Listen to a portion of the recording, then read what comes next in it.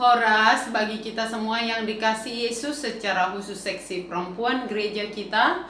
Kita bertemu kembali dalam PA seksi perempuan Kamis 20 Mei 2021. Kita akan beribadah. Kita mohon pertolongan Roh Kudus untuk kita semua. Kita berdoa dalam hati.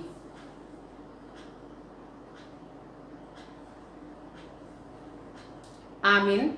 Marede mahita sian buku de nomor 645 ayat sada.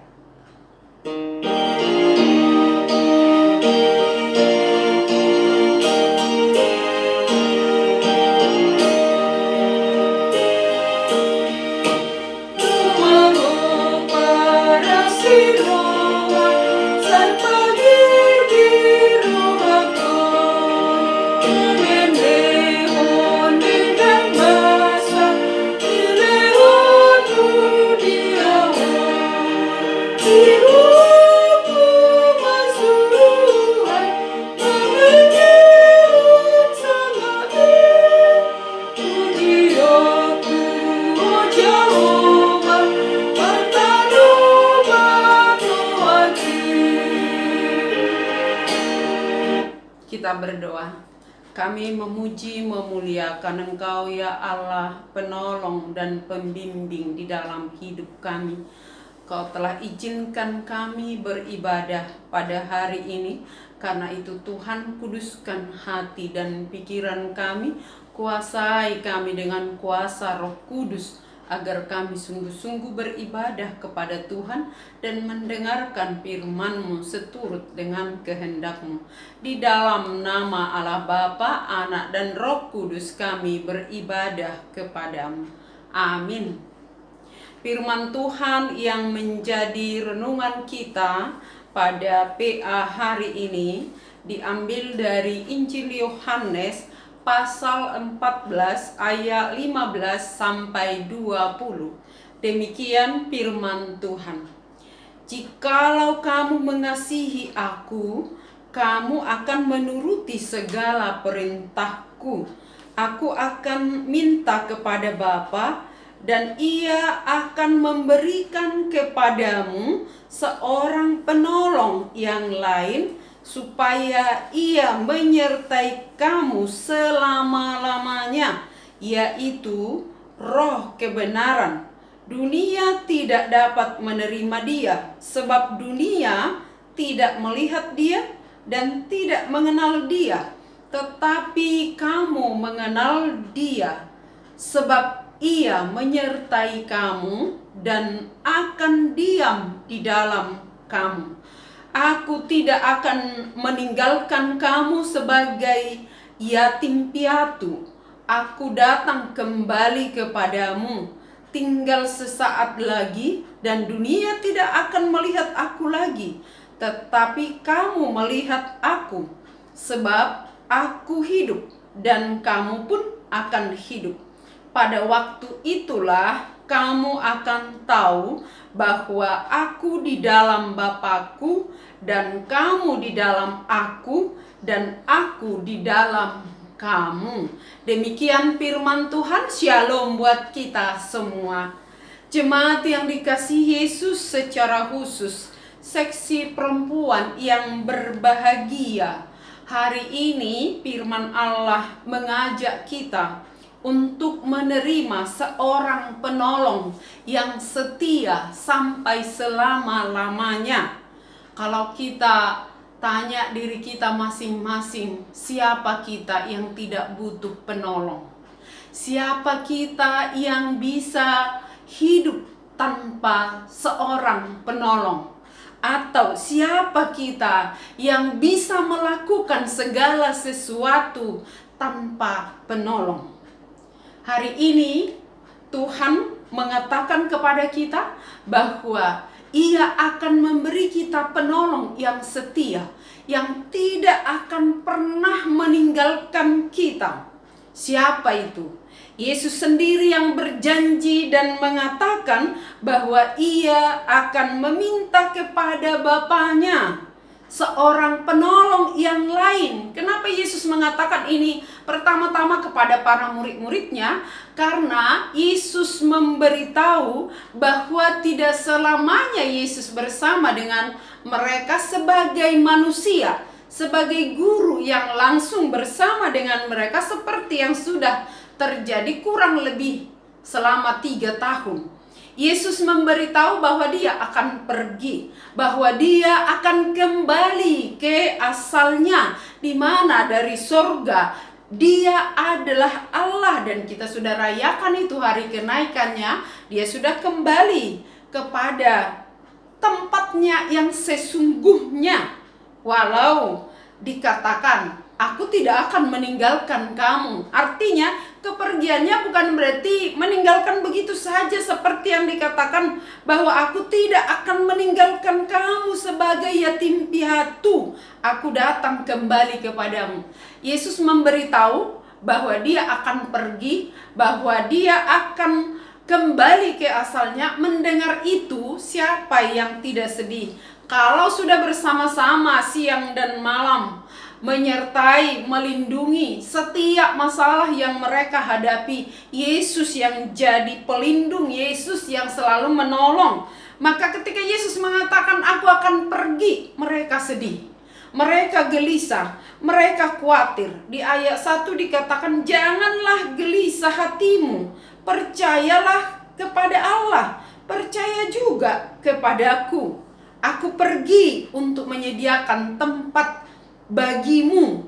Dan yang kedua dikatakan, kalau aku pergi, itu yang menjadi firman kita hari ini. Kalau aku pergi, aku akan meminta kepada Bapa penolong.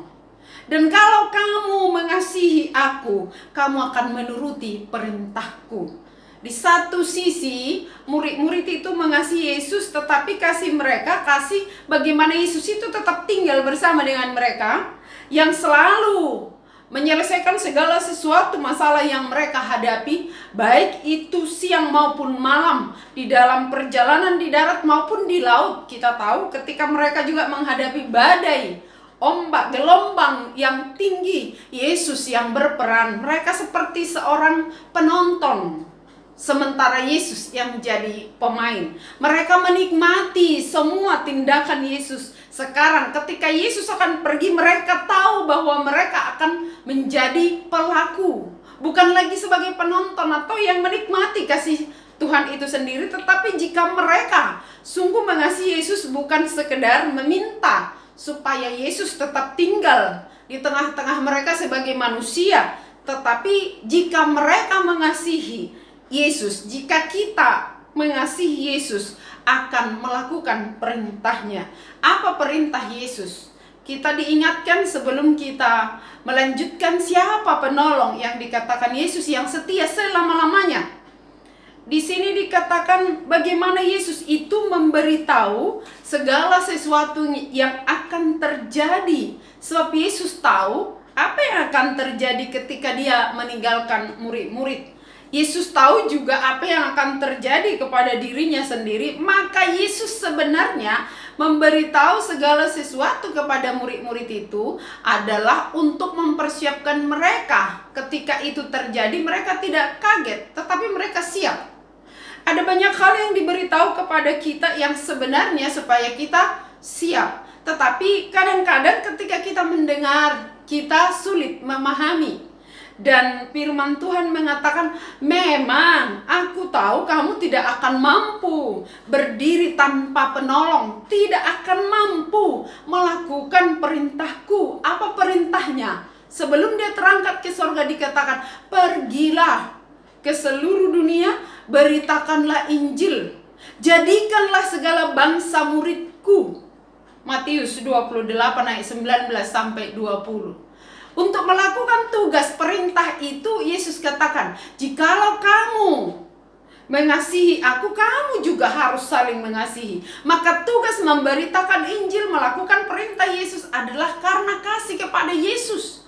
Jadi tidak melihat siapa dia yang menerima firman itu, bagaimana responnya, tetapi karena Yesus yang berfirman, Yesus yang kita kasihi itu yang kita layani, yang kita turuti. Untuk tugas itu tidak gampang, maka Yesus mengatakan, Aku pergi, tetapi aku akan meminta kepada Bapakku seorang penolong yang lain, yaitu Roh Allah, Roh kebenaran. Roh itu yang akan menyertai sampai selama-lamanya. Kata selama-lamanya itu mau mengingatkan bahwa sebenarnya Allah tidak pernah mencabut rohnya dari kita yang sudah menerima curahan roh itu. Kita yang sudah dibaptis di dalam nama Allah Bapa, Anak, dan Roh Kudus, kita sudah menerima kuasa roh itu dan Allah tidak pernah mencabut itu. Hanya persoalan dikatakan, karena roh penolong itu, penolong yang setia itu adalah roh kebenaran. Dunia tidak akan mampu menerimanya. Karena apa? Karena dunia tidak mengenalnya. Sekalipun roh Allah bekerja di dalam dunia ini, dalam diri setiap orang, tapi karena dunia tidak mengenalnya, dunia tidak mau tinggal di dalamnya, maka dunia tidak akan mampu melihat pekerjaan roh itu. Jadi bukan berarti Allah tidak mau bekerja di tengah-tengah dunia ini, di tengah orang yang percaya. Persoalan karena dunia ini tinggal di dalam ketidakbenaran. Sementara penolong itu adalah roh kebenaran yang akan membimbing, mendidik kita di dalam kebenaran, mengarahkan kita untuk bersikap, untuk menjawab setiap persoalan yang terjadi. Roh kebenaran yang akan memberitahu mana yang benar, mana yang salah, mana yang harus kita tinggalkan, mana yang harus kita lakukan. Dunia tidak mengenal itu, tetapi dengan tegas dikatakan, tetapi kamu mengenalnya. Dunia tidak akan melihat aku lagi, tetapi kamu akan melihat aku. Dunia tidak akan melihat Yesus, tetapi kita melihat. Karena apa? Karena dikatakan dunia tidak hidup di dalam Yesus. Dunia menolaknya. Kata dunia itu adalah perbuatan-perbuatan yang jahat. Maka selama kita tinggal di dalam firman Tuhan, kita akan melihat Dia. Dan Yesus yang berkata, memang tinggal sesaat lagi dan dunia tidak akan melihat aku lagi, tetapi kamu melihat, sebab aku hidup dan kamu pun akan hidup. Artinya kehidupan yang kita punya adalah kehidupan yang berasal dari Dia. Bukan lagi sekedar hidup bisa beraktivitas tanpa Yesus, tetapi kehidupan yang dimaksud adalah kehidupan selama-lamanya di dalam Yesus. Karena Yesus hidup selamanya, maut sudah dikalahkan. Dia sudah bangkit, mengalahkan maut. Kuasa iblis sudah dikalahkan. Hanya kita harus ingat, dikalahkan, tidak dibinasakan, dikalahkan. Berarti masih ada. Untuk menghadapi Dia yang dikalahkan itu, biasanya yang dikalahkan itu selalu berusaha bangkit kembali. Dia selalu mencari kesempatan. Petrus menggambarkan seperti singa yang mengaum-ngaum, yang siap menerkam siapa saja yang lemah, yang lengah. Karena itu dengan pertolongan roh itu kita akan bisa menjaga diri kita, supaya kita tetap waspada, berhati-hati, bertindak sesuai dengan perintah Allah, hidup, berbuat seturut dengan kehendak Allah. Bagaimana kita melakukan itu? Sekali lagi Yesus mengatakan, aku akan meminta, Allah akan mengirim, mengutus penolong yang setia. Allah akan mengirim roh kebenaran yang akan menuntun kita di dalam kebenaran. Kebenaran itu adalah Yesus. Maka siapa yang tinggal dalam Yesus, percaya kepada Yesus, dia hidup di dalam kebenaran. Jadi kita tidak perlu mencari di mana roh itu. Apakah harus berdoa semalaman supaya kita mendapatkan roh itu? Tidak, roh itu yang mau datang. Bukan karena kita minta, bukan karena kita sudah mengenalnya, tetapi Dia memperkenalkan diri. Dia hadir melalui kehidupan kita sehari-hari. Dia membimbing kita, Dia menolong kita, dan itulah pekerjaan Roh Kudus. Hari Minggu tanggal 23 Mei kita akan merayakan turunnya Roh Kudus. Kenapa kita mengingat perayaan turunnya Roh Kudus setiap tahun 2 hari pesta? Karena tanpa Roh Kudus itu kita akan melakukan segala sesuatu sesuai keinginan kita, bukan sesuai dengan keinginan Allah. Sementara kita yang percaya, kita diminta untuk hidup sesuai dengan kehendak Allah, bukan lagi sesuai dengan kehendak kita. Karena itu pekerjaan Roh Kudus menolong, menghibur, membimbing, mendidik dalam kebenaran. Kalau kita berduka, Roh itu sesungguhnya bekerja untuk menghibur kita. Maka sehebat apapun penderitaan, pergumulan, kita bisa seperti tanpa kita sadari, sampai orang berkata, gak sadar kali itu menghadapi maut seperti itu, dia tetap tegar ya. Di situ pekerjaan Roh Kudus nyata. Ketika tubuh kita lemah, Paulus katakan, di dalam kelemahanku itulah kekuatan dari Allah akan semakin nyata. Di dalam keberdosaan kita, ketika kita sesat, Roh itu yang mengingatkan kembali, itu jalan yang salah. Persoalan apakah kita sama seperti dunia? Kalau kita masih serupa dengan dunia, sarobang dohot portibion dan tatada silehon-lehon ni toddi alai molo tajalo do huasoni toddi, itu berarti kita harus hidup tidak lagi serupa dengan dunia ini. Pertobatan terjadi secara terus-menerus, dan Roh itu yang bekerja membaharui hati kita, menolong kita, memberi kita arahan. Siapa kita yang tidak butuh pembimbing setiap saat? Siapa kita yang tidak butuh penolong? Saya katakan tadi, penghibur setiap saat. Di tengah dunia yang begitu banyak pergumulan, di tengah pandemi COVID-19 yang masih berkepanjangan, di situasi perang antar negara, bahkan antar suku, mendengar itu pun kita seperti orang yang sesak, tarik napas. Tapi hari ini Tuhan mengatakan, Dia setia, Dia penolong yang setia. Dia tidak akan meninggalkan kita asal kita mau. Di situ kita akan melihat, waktu itu dikatakan, kamu akan tahu bahwa aku di dalam Bapakku dan kamu di dalam aku dan aku di dalam kamu. Luar biasa. Ada persekutuan nyata. Di dalam Allah ada Yesus Kristus, ada Roh Kudus. Dan di dalam Dia, di dalam Yesus, kita hidup. Dan dikatakan, di dalam aku, di dalam kamu, aku ada dan aku di dalam kamu. Ayat 20. Yesus berkenan hadir dan tinggal dalam diri kita dengan kuasa Roh Kudus-Nya yang membimbing kita. Maka jangan sedih, jangan katakan Yesus meninggalkan ketika kita tidak merasakan kehadirannya. Tetapi yang harus kita evaluasi, bagaimana kita mau tinggal di dalam Dia, mengasihi Dia. Kalau kita mengasihi Dia, kita akan menuruti perintahnya dengan setia, sebab Dia tidak pernah meninggalkan kita selama-lamanya. Dia akan menolong kita, Dia akan menyertai kita, asal kita tetap setia di dalam kasih-Nya.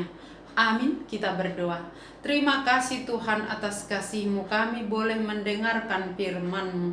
Berkatilah kami yang sudah mendengarkan firman-Mu ini Tuhan, dan ajar kami untuk selalu mengasihi Engkau dengan percaya bahwa Engkau adalah Allah yang setia, penolong yang setia, yang sudah hadir di dalam Roh-Mu yang kudus, menolong kami di dalam roh kebenaran, membimbing dan mendidik kami dalam kebenaran itu. Tuhan, jika kami lemah, jika kami mengandalkan pikiran kami, jika kami berjalan seturut keinginan kami, bawa kami pulang Tuhan, pimpin kami. Jangan biarkan kami mengandalkan pikiran kami, agar kami selalu berjalan dengan tuntunan Roh-Mu yang kudus di dalam kebenaran, oleh roh kebenaran. Tuhan, di tengah dunia ini yang masih menghadapi begitu banyak masalah, begitu banyak pergumulan, di negara kami juga Tuhan, Engkau mengetahui segala sesuatu. Pandemi COVID-19 belum lagi membebaskan kami, agar kami bisa bebas beribadah secara tatap muka Tuhan bersama-sama dalam bait-Mu. Mungkin di antara kami ada yang sudah bosan, ada yang sudah tidak tertarik lagi hatinya beribadah secara apa yang bisa kami lakukan pada saat ini. Jamalah hati kami dengan kuasa Roh-Mu yang kudus. Sadarkan kami Tuhan, jika Engkau memberi kami hikmat untuk melakukan ibadah ini dari rumah kami masing-masing, agar kami mempergunakan waktu yang ada, supaya tidak sia-sia kasih karunia-Mu yang sudah Kau berikan. Kami boleh diizinkan beribadah, walau hanya dengan cara seperti yang kami lakukan sudah lebih dalam 1 tahun secara khusus dalam PA Seksi Perempuan. Tuhan yang Maha Baik, berkatilah semua jemaat-Mu secara khusus Seksi Perempuan Tuhan yang beribadah bersama dengan kami. Biarlah Tuhan yang memberi kekuatan, pertolongan sebagaimana yang Tuhan janjikan. Di saat lemah Tuhan kuatkan, di saat badannya kurang sehat Tuhan yang menyembuhkan. Kami terus berdoa buat anggota seksi perempuan di gereja-Mu, secara khusus di HKBP Manyar Tuhan, untuk Inang Dorcas Boru Pasaribu, Inang Profesor Silalahi Boru Huta Barat, dan semua mereka yang sedang lemah tubuh pada saat ini. Jamalah tubuhnya Tuhan, pulihkan keadaannya agar mereka boleh dalam kekuatan yang daripada-Mu. Dengan kuasa Roh Kudus-Mu mereka tetap memuji muliakan Engkau. Berkatilah anak-anak yang Tuhan titipkan untuk kami semua, agar mereka juga menjadi anak-anak yang berkenan di hadapan-Mu, yang takut akan Tuhan, yang mau dipimpin dan dibimbing oleh Roh-Mu yang kudus. Berhasil buat Tuhan mereka yang sedang dalam pendidikan, yang berjuang mencari pekerjaan Tuhan, yang menunjukkan, yang merindukan keturunan Tuhan juga, yang menjawab setiap doa-doa umat-Mu Tuhan, yang Tuhan sudah berkati dalam bait-Mu tetapi belum mendapatkan keturunan. Dan kami memohon Tuhan, Kau berkati juga negara kami, pemerintah kami, bahkan dunia ini Tuhan, yang dapat memulihkan keadaan yang sedang bermusuhan. Tuhan yang mendamaikan. Tuhan sudah hadir di dalam kasih-Mu, hadirlah di tengah-tengah dunia yang penuh dengan pergumulan permusuhan, sehingga didapatkan damai sejahtera yang daripada-Mu. Terima kasih Tuhan. Ampuni kami atas segala kekurangan kami, dan dengarlah doa kami sesuai dengan kehendak-Mu. Amin. Mari demahita sian buku de nomor 105 ayat sada laos tapasahat peleata.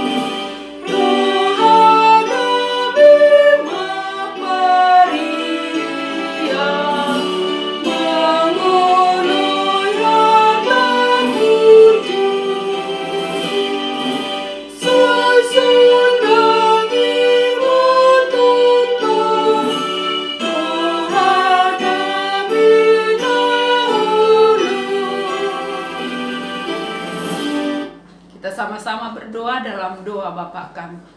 Bapa kami yang di surga, dikuduskanlah nama-Mu, datanglah kerajaan-Mu, jadilah kehendak-Mu di bumi seperti di surga. Berikanlah kami pada hari ini makanan kami yang secukupnya, dan ampunilah kami akan kesalahan kami, seperti kami juga orang yang bersalah kepada kami. Dan janganlah membawa kami ke dalam pencobaan, tetapi lepaskanlah kami daripada yang jahat. Karena Engkau yang punya kerajaan dan kekuasaan dan kemuliaan sampai selama-lamanya. Amin. Anugerah Tuhan kita Yesus Kristus, kasih karunia Allah Bapa, serta persekutuan Roh Kudus menyertai kamu sekalian. Amin. Salam sehat untuk kita semua. Horas.